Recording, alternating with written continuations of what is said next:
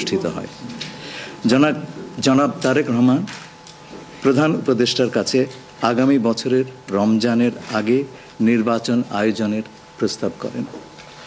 দলের chairperson Begum Khaleda Xiao মনে করেন ওই সময় নির্বাচন অনুষ্ঠিত হলে ভালো হয়। প্রধান উপদেষ্টা বলেন যে তিনি আগামী বছর এপ্রিলের প্রথমার্ধের মধ্যে নির্বাচন অনুষ্ঠানের ঘোষণা দিয়েছেন।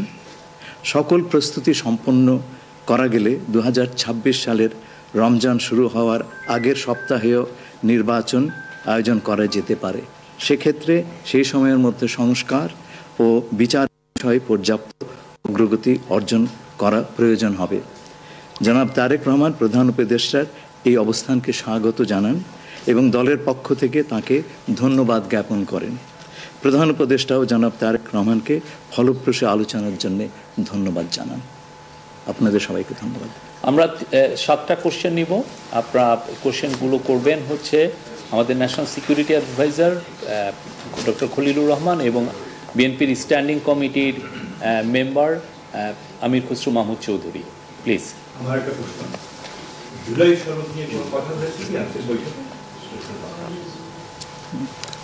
না, জুলাই সনদ নিয়ে তো অলরেডি আলোচনা চলছে দেশে, এবং এই ব্যাপারে আমাদের মধ্যে অলরেডি সিদ্ধান্ত আছে যে ঐক্যমতের ভিত্তিতে জুলাই সনদ হবে, এবং সংস্কারের ব্যাপারেও একই উত্তর আমাকে দিতে হয় যে ঐক্যমতের পরিপ্রেক্ষিতে আমরা সংস্কার এবং জুলাই সনদ দুটাই করব। সকলের ঐক্যমতের পরিপ্রেক্ষিতে সেটা সিদ্ধান্ত নেওয়া হবে, এবং এটা আমি নিশ্চিত এটা খুব কম সময়ের মধ্যে আমরা সেই সিদ্ধান্ত নিতে পারবো।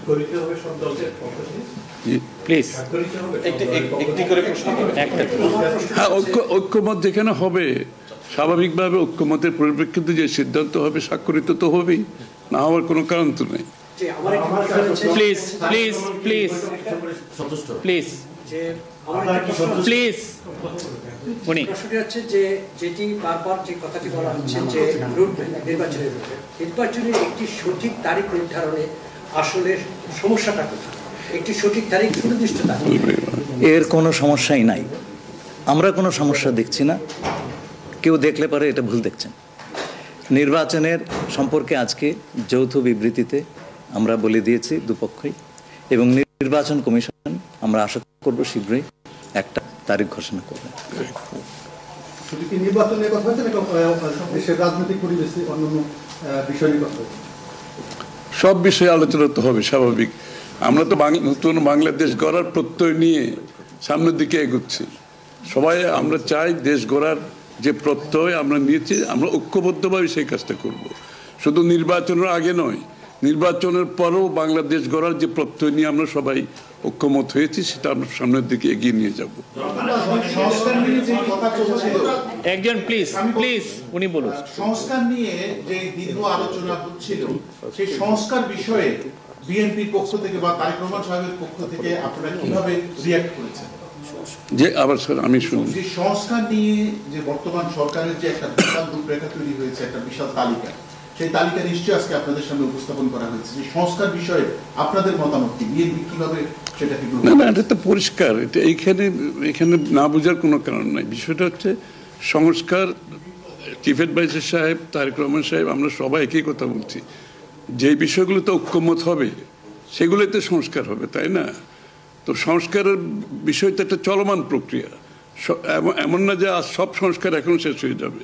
এটা নির্বাচনের আগেও কিছু সংস্কার হবে যেখানে ঐক্যমত হবে, আর নির্বাচনের পরেও সংস্কার অব্যাহত থাকবে। কারণ আমরা যেই দেশ গড়ার প্রত্যয় নিয়েছি, সংস্কারের প্রয়োজনীয়তা সবাই অনুভব করছে এখানে। সুতরাং আগে পরে সংস্কার চলতে থাকবে।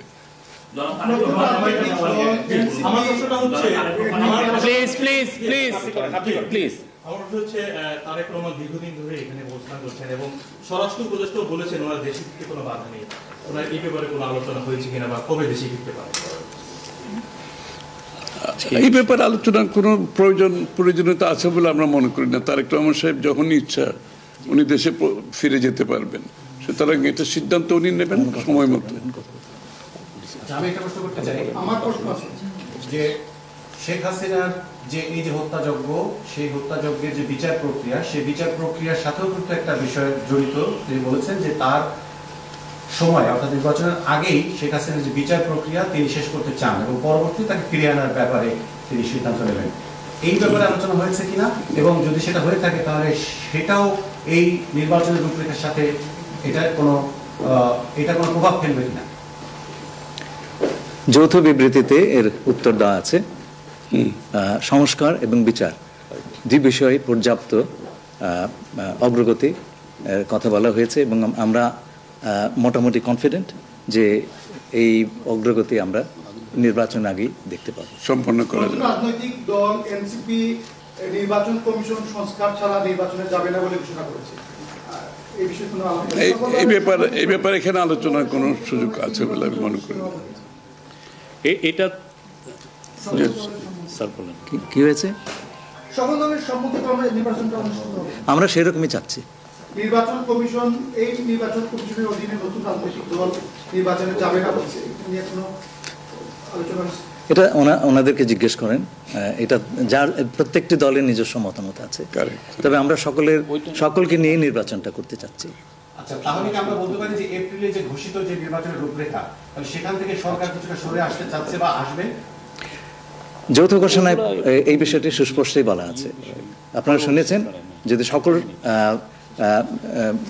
কাজ সময় মতো আমরা করতে পারি এবং বিচার ও সংস্কারের ব্যাপারে পর্যাপ্ত অগ্রগতি হয়, তাহলে নিশ্চয়ই সেটা করা যেতে পারে।